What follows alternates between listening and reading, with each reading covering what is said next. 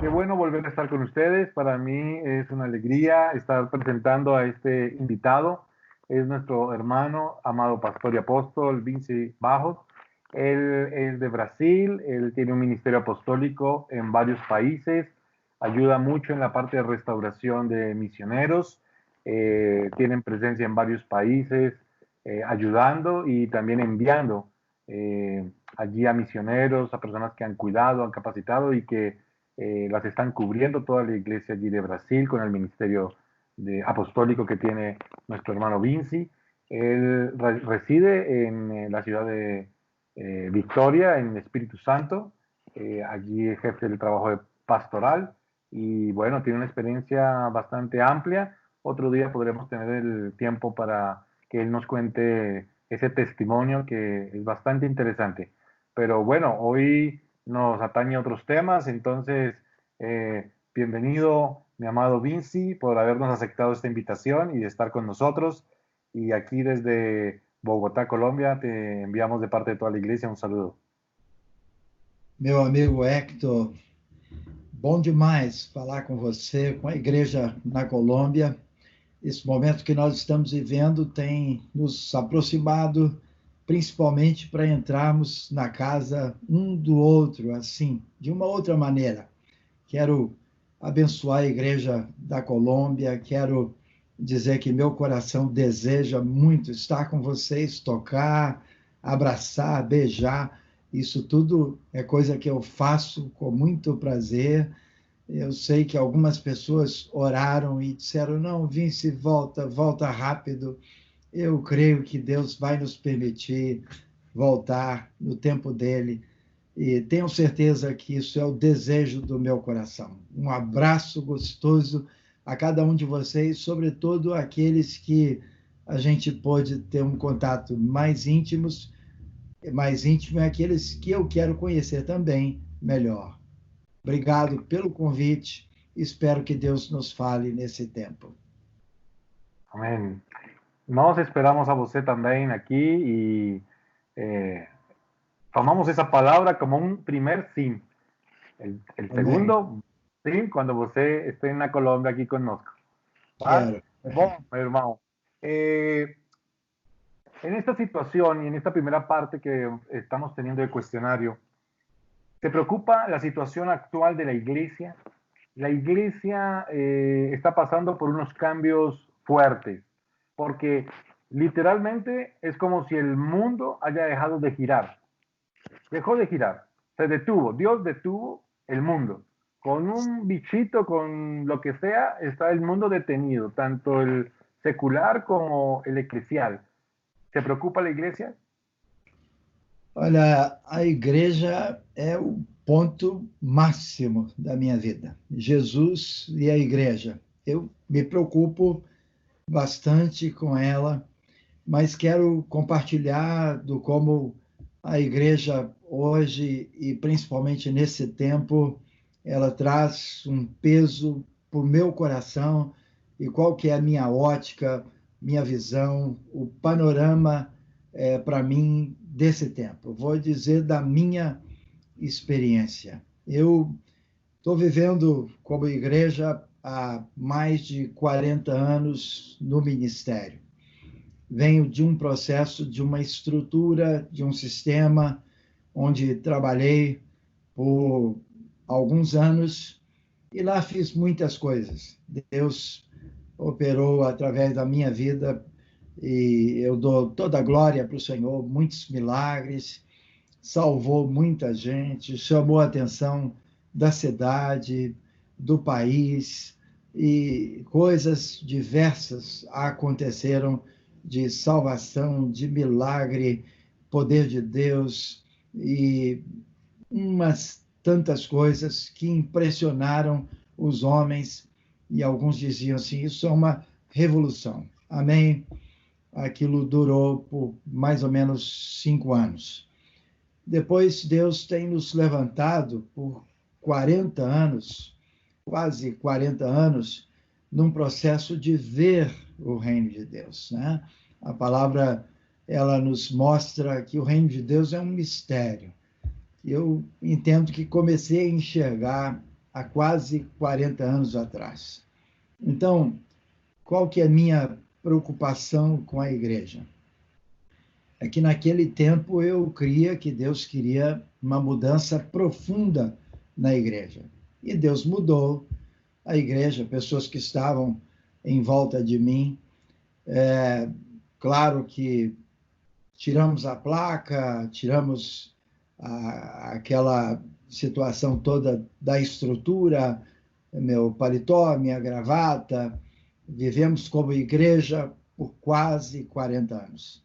Discipulado, a igreja nas casas, entendemos o reino de Deus, sabemos que a gente é igreja o tempo todo, 24 horas por dia, o tempo todo é a manifestação de Deus através de nós. E isso foi vindo por algumas dezenas de anos bem, e Deus trabalhando muitas coisas, como aí na minha apresentação, o Hector compartilhou um pouco disso, né? São muitos países, países fechados, ajudando muitos missionários, pastores, cuidando de muitas situações da igreja, desenvolvendo já há alguns anos, mais especificamente o ministério apostólico, lembrando que eu sou o menor de todos os homens, né? Sou pequenininho, apóstolo para mim não é nome, não é status, é serviço, né? E essa palavra usada por muitos como se fosse uma carteirada, eu estou longe disso, né? Eu quero viver para Deus, eu quero fazer o que Deus quer, e só que eu me preocupo com a igreja. E eu quero olhar para mim e principalmente como nós vínhamos andando. Se os irmãos me perguntarem, vocês estavam bem? Estávamos. A gente faz algo diferenciado. A gente pratica a igreja nas casas, a gente não tem um lugar fixo, nós temos muita flexibilidade com as nossas reuniões. Então, hoje, essa preocupação de muitos pastores, porque aqui no Brasil, por exemplo, está proibido os cultos, né, a aglomeração, essa situação dos salões fechados, e as pessoas preocupadas, pastores preocupados com arrecadação, com pastoreamento. Eu creio que essas coisas todas Deus quer usar quando nos der a liberdade para voltar para um lugar, mas a igreja não depende disso, porque a igreja somos nós. E entendemos isso já há alguns anos. Mas mesmo a igreja sendo nós, e aí só para não estender muito essa resposta, eu entendo que quando nós estávamos vivendo a igreja, isso por essas dezenas de anos, a gente levou sim a igreja para casa. Mas eu tenho que admitir que a gente caiu também em algumas coisas religiosas, mesmo vivendo intensamente várias coisas. O que eu quero dizer com isso? Eu não quero mais transportar aquele culto grande para um culto pequeno com os mesmos vícios do culto grande. Um pastor ensinando, as outras pessoas todas ouvindo sem funcionarem.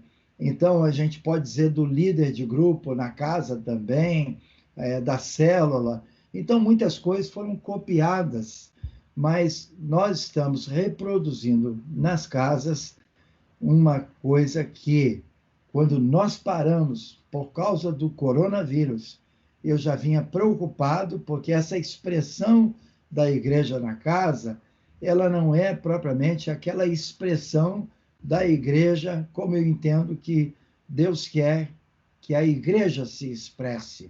Por exemplo, quando nós abrimos esses livros da Bíblia, eu quero citar um deles, que é a igreja em Éfeso. Essa igreja foi tremenda, esse livro é espetacular, as revelações são fabulosas. Paulo escreveu com muita unção, mas como está hoje a igreja em Éfeso? Não tem nada, a não ser um lugar de visitação. Acabou a igreja em Éfeso. Aquele lugar é um lugar que os cristãos são perseguidos. Hoje, sabemos que Éfeso está na Turquia e não passa de um cartão de visita de um monumento. Então, eu não quero que a igreja ela seja um monumento. Se nós olharmos para essas coisas historicamente, a gente vai notar que a igreja de Éfeso, ela teve aí, quem sabe, 30 a 40 anos de história, de explosão, de manifestação. Quando nós falamos da igreja primitiva, a igreja primitiva ela teve também um tempo, durou um pouco mais, talvez uns 60 anos, mas se nós procurarmos hoje no Oriente Médio, a igreja primitiva, ela não está lá. Onde é que estão aqueles irmãos vivendo aquela experiência? Então eu quero trazer isso para a minha experiência. O que nós estamos vivendo aqui como igreja é bom, mas não é ainda o que Deus quer. Deus tem um outro plano para a sua igreja. Então, eu me preocupo que agora nós possamos voltar com uma expressão da igreja de Deus. A igreja de Deus é muito mais do que a gente viveu até aqui.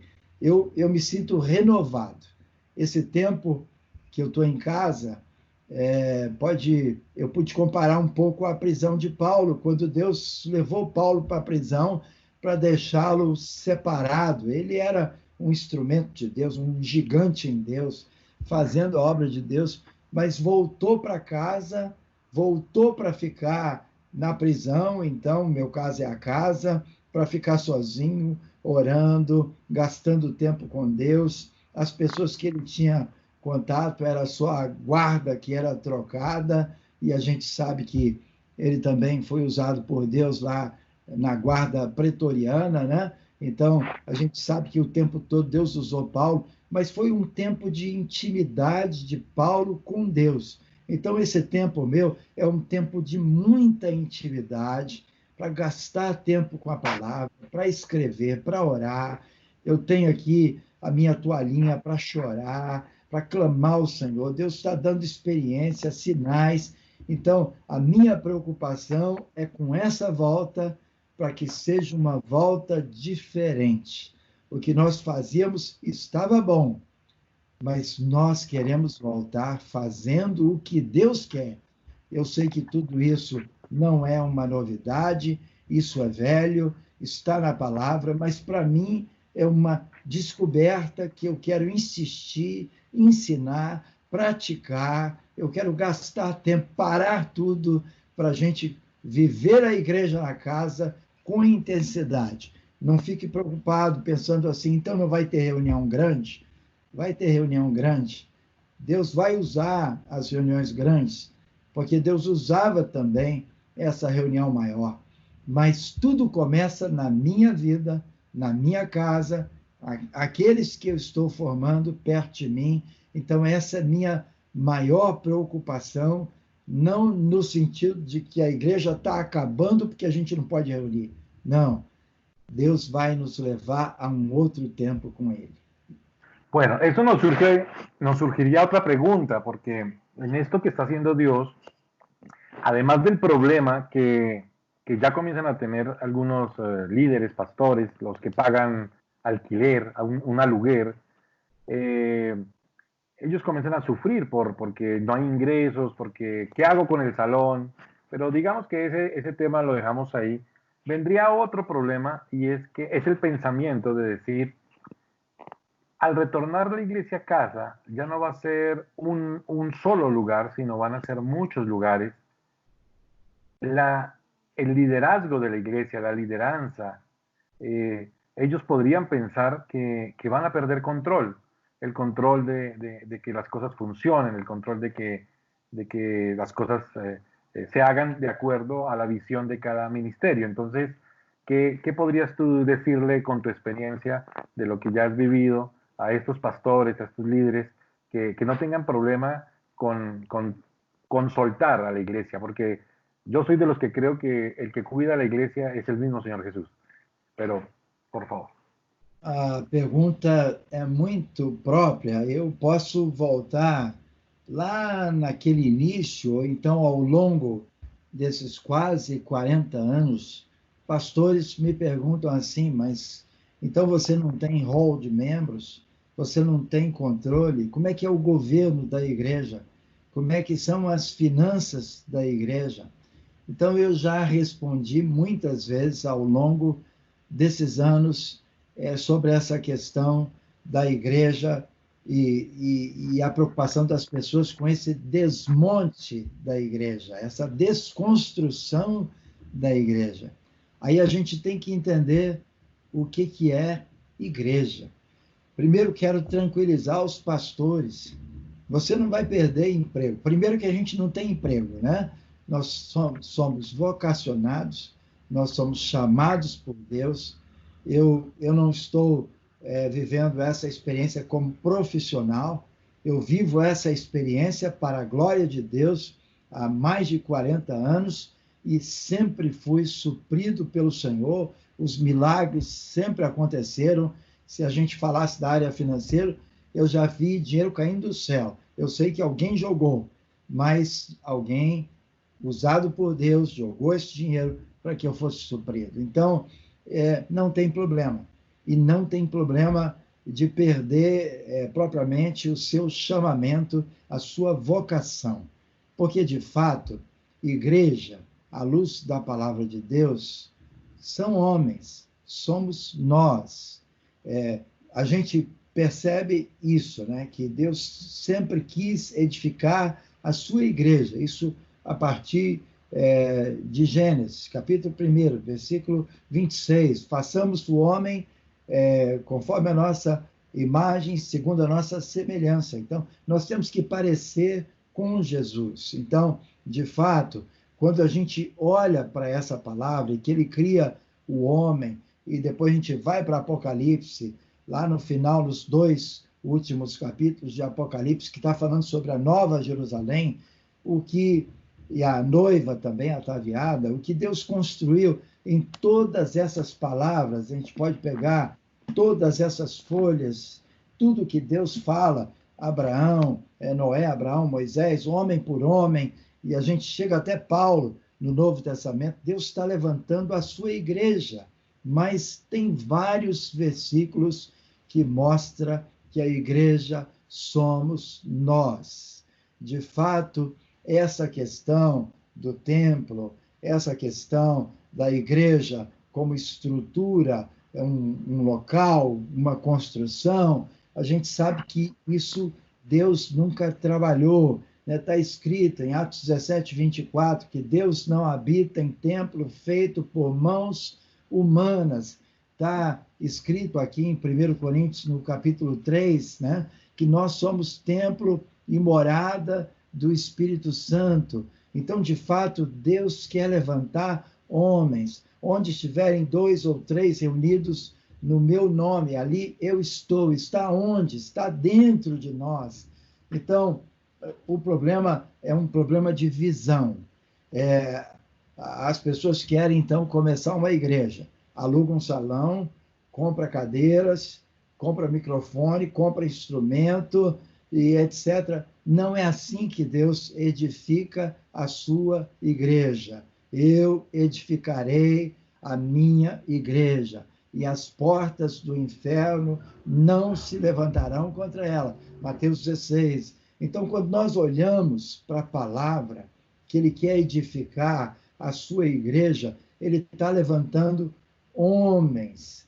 A gente vê lá em João, no capítulo 1, quando então João Batista estava cuidando daqueles discípulos e que passa Jesus, isso a partir do versículo 35, né? Aí Jesus passa e pergunta a Rabi, que quer dizer mestre, onde é que vocês assistem? Quem sabe a pergunta é, onde é que é a sua igreja?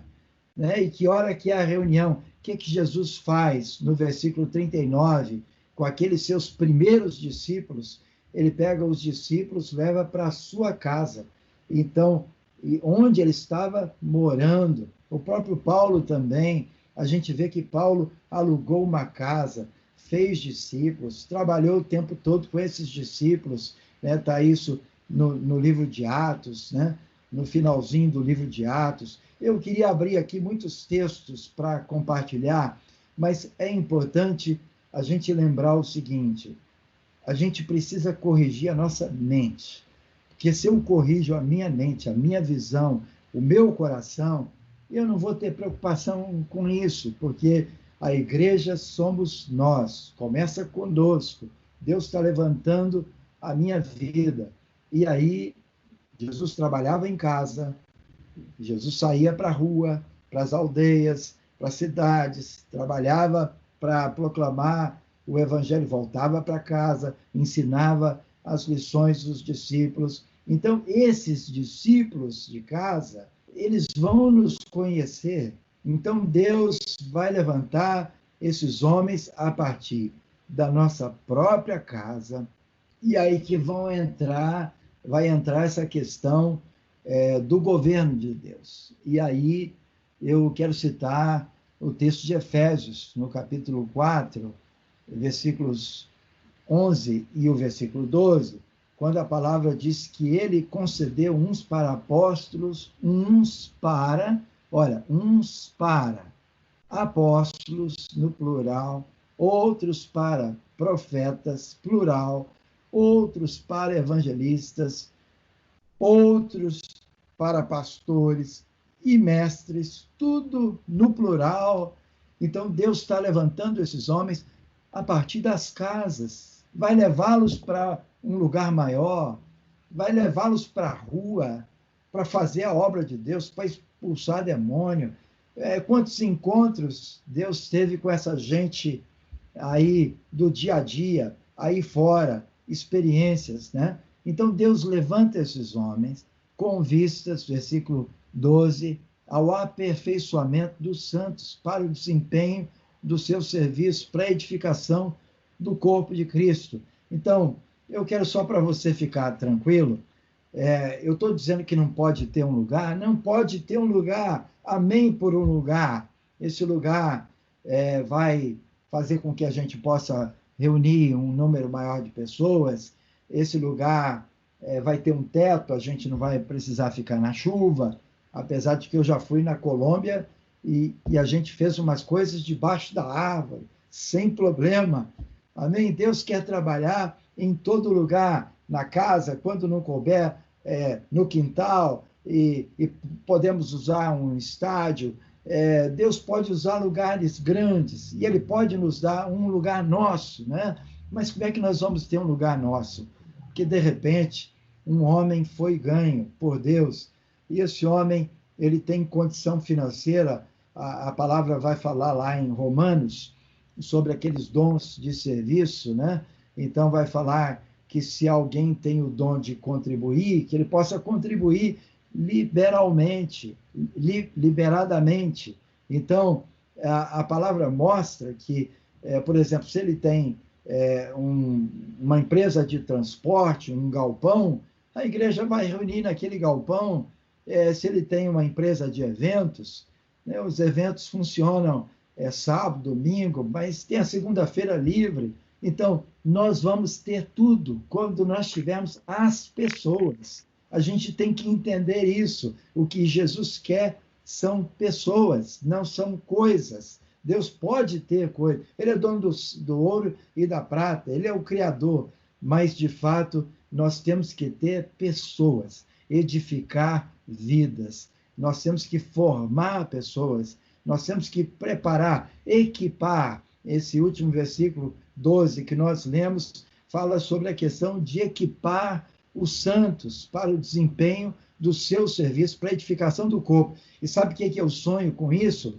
Que então Deus está levantando casas para explodir em Deus, casas cheias do Espírito Santo. Então, por que eu vou ter essa preocupação? Eu creio que Deus nos trouxe para casa, para nessa volta da casa, entendermos a casa, para depois entendermos de volta a igreja. Eu digo assim, o grupo maior, mas a gente tem que começar com um grupo menor e não vai ter ninguém independente. Acho que está dentro da pergunta que foi feita. Eso, sí. Me tomaste la palabra que te iba a hacer, porque todo lo que hablas me eriza, ¿sí?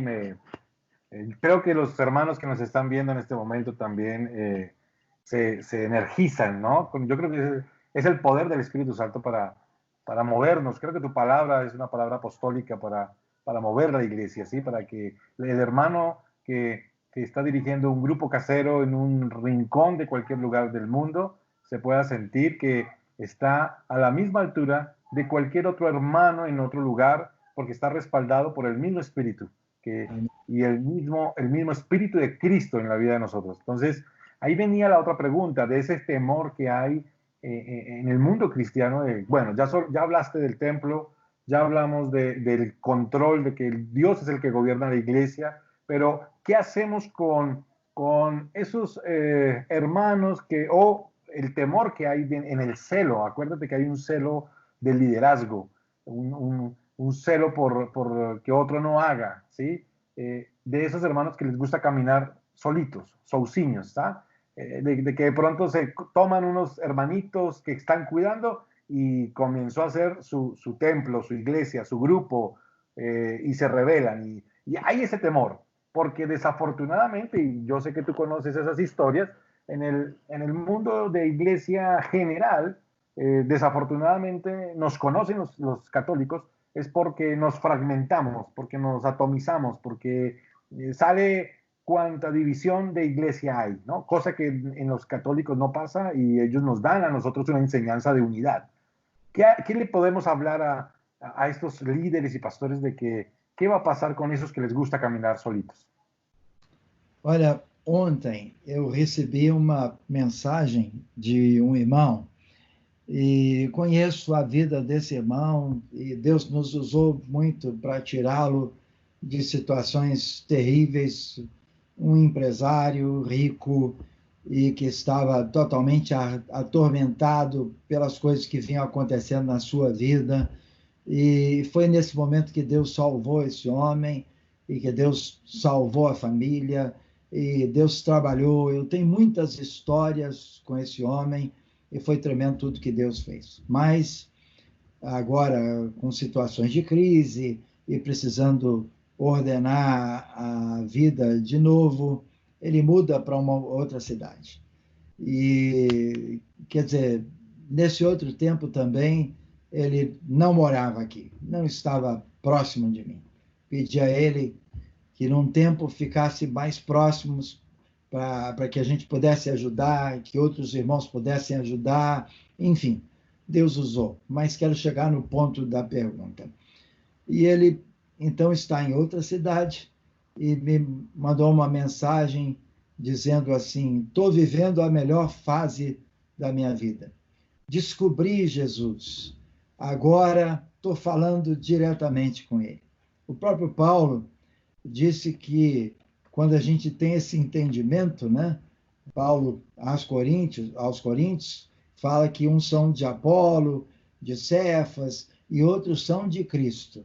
E esse pessoal de Cristo está lá no iníciozinho de 1 Coríntios, não vamos dar texto por texto, mas conhecemos já.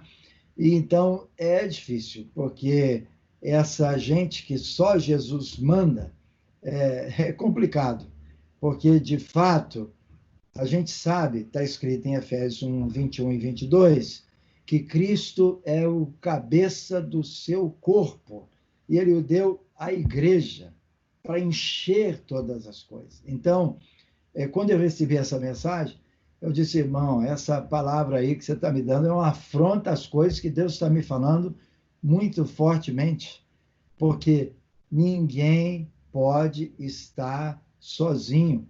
Não existe um membro fora do corpo. Eu posso meditar um pouquinho com você? Imagina se só vai, assim, por exemplo, a minha boca com os dentes, e eu me apresento lá para você. E de noite, assim, naquela noite escura, você vai tomar um susto, porque isso é mais uma situação de um monstro, uma assombração. Isso não é corpo. Todo o membro do corpo tem que trabalhar junto, tem que estar junto.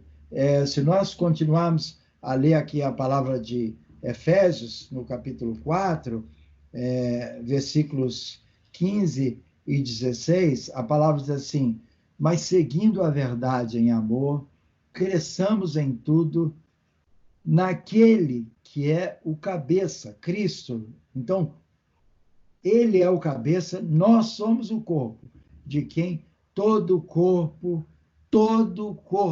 só existe um corpo, é o corpo de Cristo. Essa divisão toda que nós vemos na igreja, a situação toda dessa desunião dos pastores, as pessoas trabalhando em cima de título, de empresa. Olha bem, isso não é o que Deus quer. A igreja primitiva é um modelo de Deus, mas quando foi para Roma, o que aconteceu com a igreja? Ela se institucionalizou. Depois a igreja foi para a Europa e ela se tradicionalizou. Depois a igreja foi para os Estados Unidos e ela virou uma empresa. Então, essas mutações, né? Esse tempo que a gente está falando muito sobre esse vírus, coronavírus, e as mutações, a igreja foi tendo essas mudanças, e essas mudanças que não estão dentro desse propósito de Deus, que é usar o seu corpo, porque todo o corpo bem ajustado, não tem como, eu estou ligado, né, aqui os meus membros do corpo estão ajustados e consolidados pelo auxílio de toda a junta. Eu posso mexer com essa mão pela questão de que a cabeça deu uma ordem. Então, é o auxílio de toda a junta, segundo a justa cooperação de cada parte. Não pode ter ninguém fora, fazendo obra sozinho. Alguém que, eu descobri, aquele grupo lá é um grupo da palavra, e eles são estudiosos, e eles se dedicam à palavra, e as pessoas, até existe um site escrito só palavra. Não estou fazendo uma crítica a esse site, não. Eu estou só dizendo o seguinte: não é só palavra, nós temos que ser praticantes, palavra, oração, quando a gente vai pela questão de socorrer o necessitado, de compartilhar da fé e fazer as obras. Amados, o que nós estamos falando aqui, isso está confirmado em toda a Bíblia. Tem que ter a cooperação de cada parte para que a igreja possa efetuar o seu próprio aumento para a edificação de si mesmo em amor. Por que que hoje a multiplicação da igreja ela é pequena? Quando nós abrimos o texto lá de Atos, capítulo 2, 42 a 47, quando a palavra mostra que, de fato, eles louvavam a Deus, contavam 47, com a simpatia de todo o povo, enquanto isso lhes acrescentava o Senhor dia a dia os que iam sendo salvos. Por quê? Porque a igreja estava funcionando como igreja. Então, era uma expressão do corpo, não era expressão de um indivíduo. Então, por mais que uma pessoa descubra alguma verdade, e eu quero descobrir verdades, eu vou até o final descobrindo essas verdades, eu tenho que estar inserido no corpo, comprometido com o corpo. Então, essa questão de fazermos grupos separados, não existe isso. Isso é a divisão da igreja.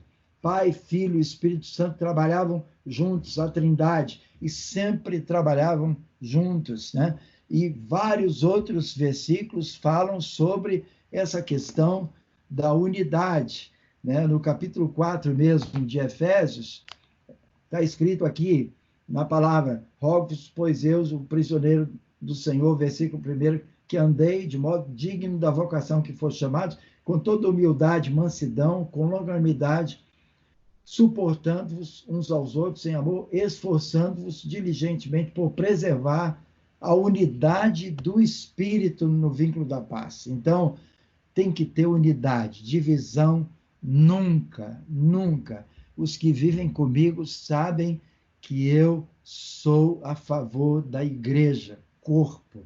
Eu luto para não me dividir com ninguém. Eu quero amar todos que amam a Cristo. Essa divisão apostólica, por isso que está escrito, uns para apóstolos. Por isso que nós temos que ser vários. Esse negócio de ter um ministério em cima de uma pessoa e um nome. Eu creio que eu posso reconhecer um nome. Obrigado, Hector, pelo seu reconhecimento pela minha vida. Mas eu não posso estar sozinho. Eu sei que você é um homem que reconhece outros homens e que recebe outros homens. Eu sei que você tem que responder para um homem, porque também não é a questão de você aceitar todo mundo e não responder para ninguém. É uma prestação de contas, sim, a um homem, mas nós vemos o corpo de Cristo e não dividimos o corpo de Cristo. Então, não tem como andar independente, de maneira nenhuma. Quando Dom Pedro aqui disse independência ou morte, como cristãos, nós dizemos independência é morte. Sí, correcto, independencia es muerte. Ok, podemos, creo que dejar aquí el cuestionario y podemos reiniciar aquí el tema para que tú nos traes como palabra.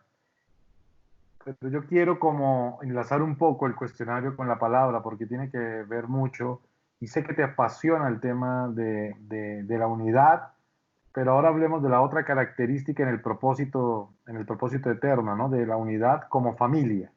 ¿Sí? Somos familia, ¿no? La iglesia es una familia.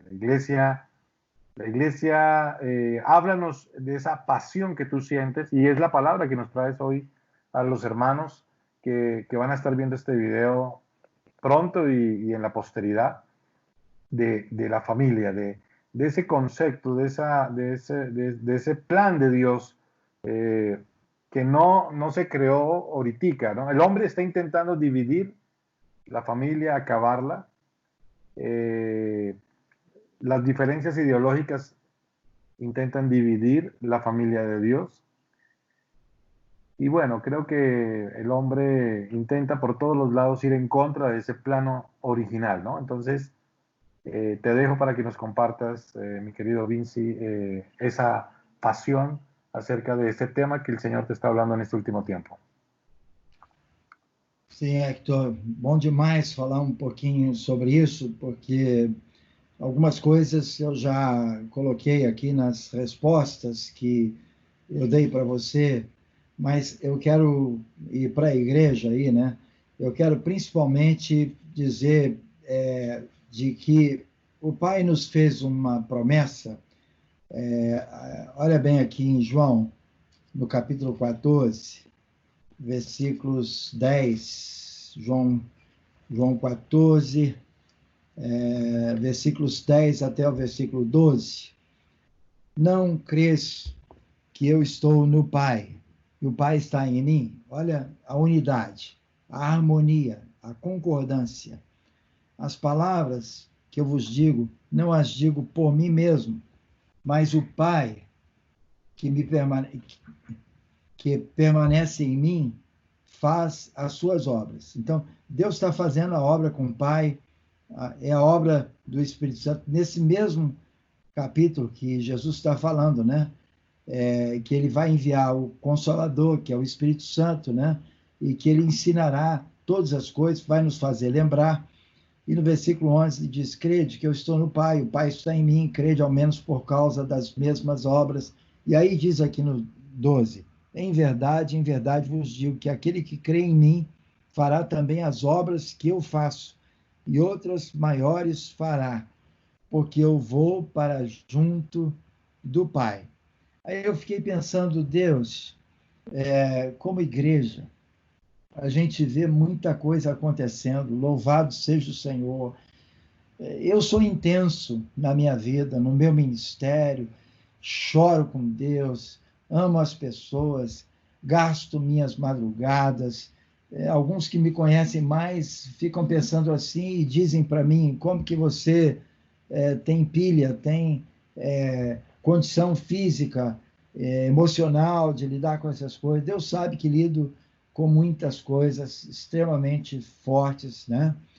Mas uma situação que me preocupou lendo essa palavra é que tem uma promessa que Deus fala que nós faremos coisas maiores do que esta. E é importante até lembrar algo que eu aprendi nessas pesquisas agora há pouco tempo. A NIV, a versão internacional, né? Eles corrigiram essa palavra aqui para farão, porque de fato a situação que nós temos que entender é uma situação mais coletiva.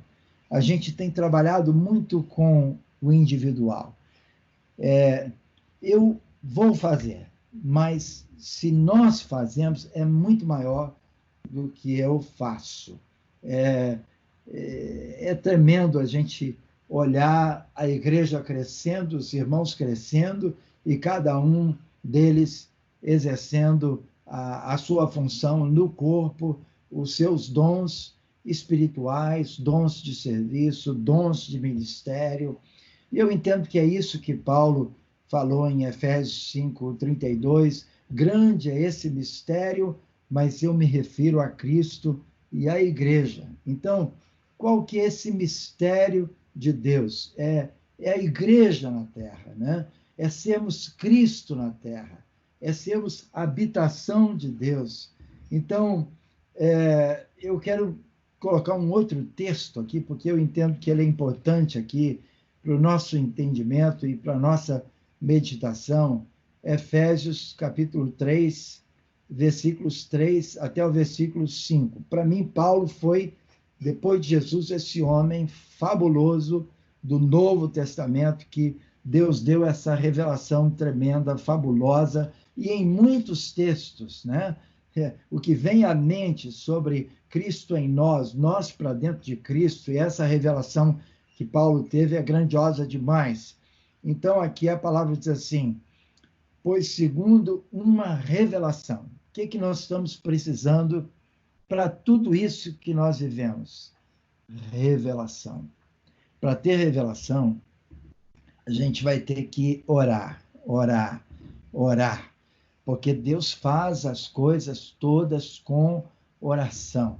Depois dos grandes feitos de Jesus, antes das coisas grandes que ele fazia, ele, Filho de Deus, nos dava o exemplo da oração, o tempo todo pagando um preço, buscando de Deus qual era a vontade de Deus. Nós temos que orar para quê? Para ouvir o Pai, para termos intimidade com o Pai, para nos relacionarmos com aquilo que Ele quer. Então, se a gente fala de revelação, eu preciso orar, pois segundo uma revelação que me foi dada, eu quero essa revelação.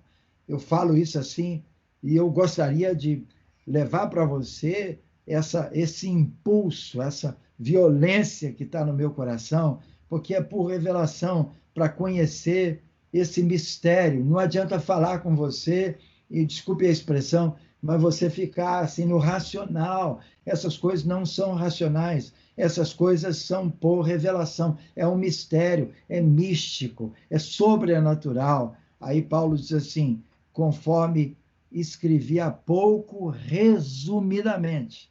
Eu fiquei meditando nessa palavra. Paulo escreveu resumidamente uma riqueza que a gente tem que gastar tempo e mais tempo. Eu quero sublinhar, eu quero marcar essa palavra.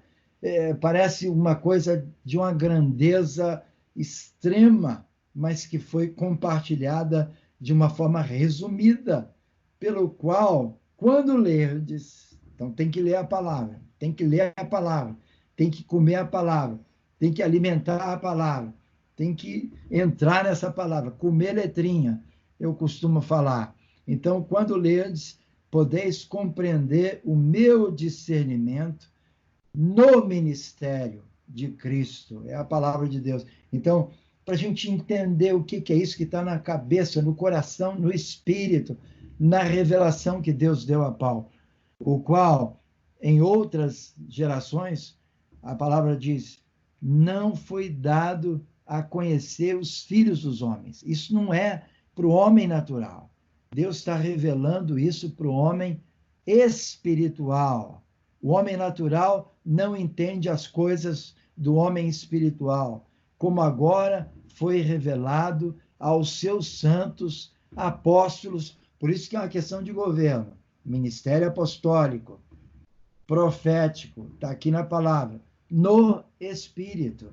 Então, aqui que nós vamos entender que isso tudo tem uma ordem, isso tudo tem um governo, isso tudo tem um processo de submissão, para que Deus possa ajustar esse corpo. Aí a gente chega em Colossenses 1:27, diz assim: Cristo em vós a esperança da glória. Não, não é só em você, não, Cristo em mim, sim, mas em vós. É essa totalidade, é essa plenitude que vai ser a esperança da glória. É esse Emanuel, que quer dizer Deus conosco. É uma habitação. Nós somos a casa de Deus na terra. É Jesus se revelando na terra através de nós. Então, a gente tem que entender isso, pagar um preço por isso, derramar nosso coração, chorar diante de Deus, orar, jejuar, para que nós possamos entender que eu sou casa, eu sou membro do corpo de Cristo. Então, a palavra que mais está incendiando o meu coração nesse momento para repartir com você é que nós vamos ter que treinar, gastar tempo para Deus usar esses profetas entre nós. Tem muita gente entre nós que está calada, porque tem gente falando, mas nós temos que ativar essas pessoas todas.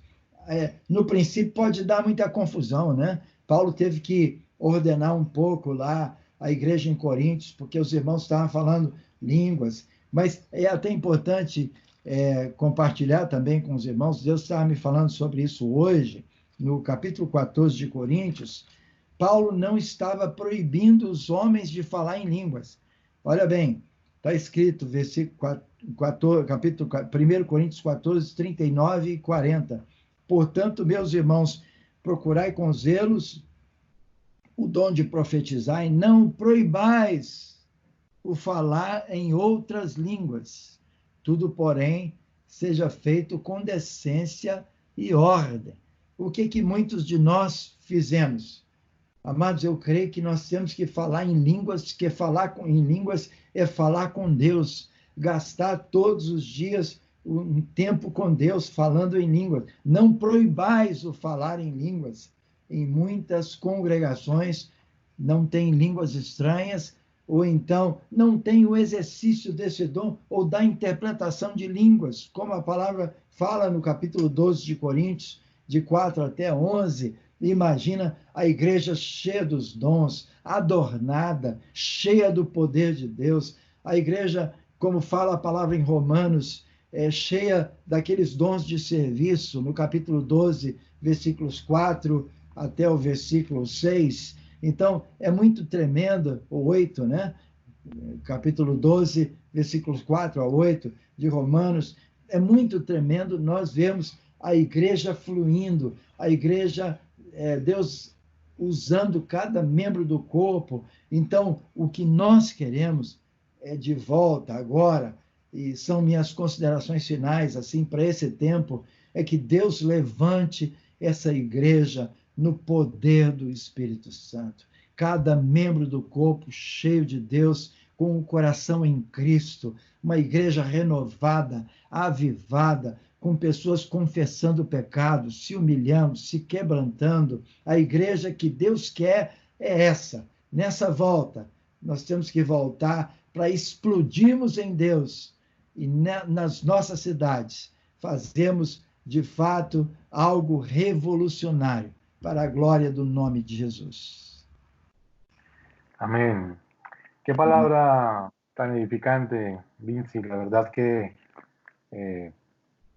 siento que es un buen momento también para que los hermanos que nos están viendo podamos orar. Entonces, te pediría que pudieras orar para que eso que Dios ha puesto en tu corazón sea implantado en muchos corazones, pero también para que podamos tener la fuerza, porque buscarlo es difícil. Los obstáculos son múltiples. Y creo que el mayor obstáculo que muchas veces tenemos para poder desarrollar ese concepto de iglesia, que es el concepto de Dios, somos nosotros mismos. Entonces te pediría para terminar que por favor eleváramos una oración y todos los que te estamos viendo vamos a acompañarte. Eu vou orar, amado e amada igreja. Agora há pouco minha esposa participava aqui de uma reunião comigo, né? E ela falava que, de fato, não foi o diabo que nos levou para casa. Deus nos trouxe para casa para que nós possamos crescer nele, aproveitar esse tempo nosso de família, para que nós possamos fortalecer as bases. A base é a família.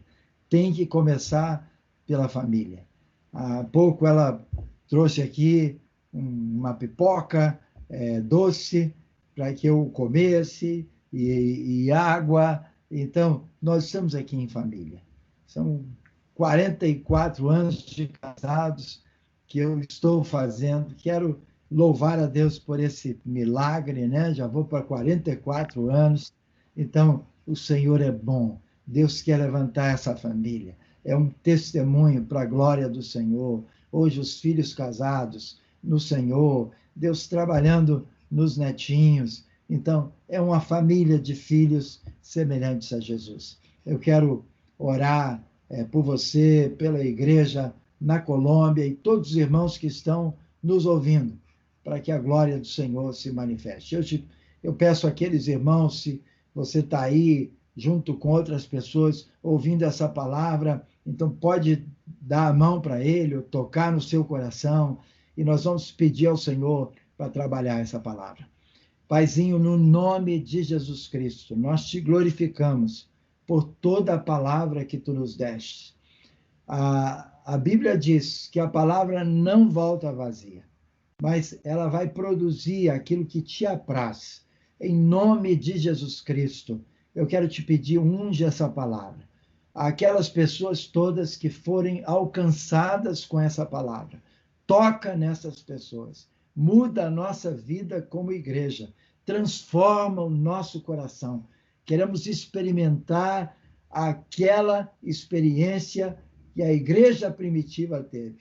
Deus, no nome de Jesus Cristo, nós queremos fazer coisas maiores, como é promessa da tua palavra. Faz esse versículo se cumprir em nós. Para isso, Senhor, dai-nos os dons espirituais, os dons ministeriais, os dons de serviço. Levanta a igreja, Pai, na face da terra, para glorificar o teu nome, sobretudo a igreja na Colômbia. Eu abençoo esses queridos irmãos que marcaram o meu coração com amor, com serviço, com carinho. Deus, levanta a igreja na Colômbia. Nós profetizamos bênçãos, multiplicação e vida sobre os irmãos, no nome de Jesus Cristo.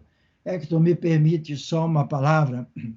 Eu creio que isso vai ser importante a gente lembrar.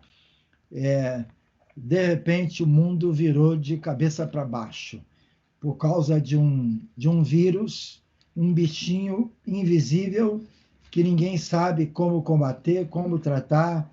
Isso mexeu totalmente com a questão política, isso mexeu com a questão toda econômica. São muitas pessoas que, pertinho de nós, perderam o emprego, é gente que está chorando, e nós estamos também chorando por essas pessoas. Também a gente vê muita confusão religiosa, situações de escatologia, previsões, algumas de muitas pessoas. Eu quero só dizer uma coisa. Nessa volta, a gente vai precisar imitar Atos 42 até 47. Perseverar na doutrina dos apóstolos, na comunhão, muita comunhão, no partir do pão e nas orações. Quando fala aqui sobre essa questão do partir do pão, está lá também no versículo 46, partiam o pão de casa em casa e tomavam suas refeições com alegria e singeleza de coração. O que é que nós temos que voltar? Voltar para casa, para comer em casa, para partir o pão em casa. Tem coisas que não dá para fazer com uma reunião, ou numa reunião de 200, 300, 500, 1000 pessoas. Amém. E eu quero de novo dizer, louvado seja o Senhor pelas reuniões, que seja até de 10 mil, 20 mil pessoas, estádios. Eu louvo a Deus por essas coisas. O que eu quero dizer é que essa experiência começa na nossa casa. E agora a gente vai ter que voltar para trabalhar no versículo 43, né? Como diz, em cada alma havia temor, prodígios, sinais. E a palavra diz aqui no versículo 44, que eles tinham tudo em comum. Se nós formos lá para o capítulo 4 também, aqui de Atos, a palavra vai dizer também que eles estavam compartilhando as coisas que eles tinham. Eles tinham tudo em comum. Está escrito também no capítulo 4. Então, de fato, nós vamos ter que socorrer muita gente. Igreja, vamos ajudar uns aos outros. É nossa expressão de igreja, como corpo de Cristo. Minha palavra final, se o mundo vai estar de cabeça para baixo, a igreja vai estar fortalecida pelas verdades que nós lemos na palavra há tantos anos e que nós temos que praticá-las. O Senhor abençoe vocês, no nome de Jesus Cristo. Amém. Bom, Vince, muito obrigado pelo amor que você tem conosco. A verdade, nos sentimos muito gratos delante do Senhor por tanto amor. E a verdade, acreditamos que Deus vai fazer algo novo depois de toda esta situação tão difícil, porque Ele tem tudo baixo controle. A verdade. Mi amado hermano, gracias por este tiempo, gracias por bendecir a la iglesia del mundo, porque igual vamos a tratar de tener este video en inglés, en español y en portugués, y bueno, que lo puedan hacer referir a otros, porque creo que más que una palabra para Colombia, lo que diste hoy fue una palabra para la iglesia en el mundo entero. Amén. Lo necesitamos. Bueno, te agradezco mucho. Oramos para que tú, Sammy, estén bien. Entiendo que estás cansado, vienes de 2 exposiciones ahorita, no has podido comer, no has descansado, tu esposa te necesita. Muchas gracias por ese amor que has tenido de brindarnos este tiempo. Y te esperamos más adelante con tu testimonio. Amém, amém. Graças, Hector. Abraços a toda a família e essa família linda de Deus que está na Colômbia. Beijos.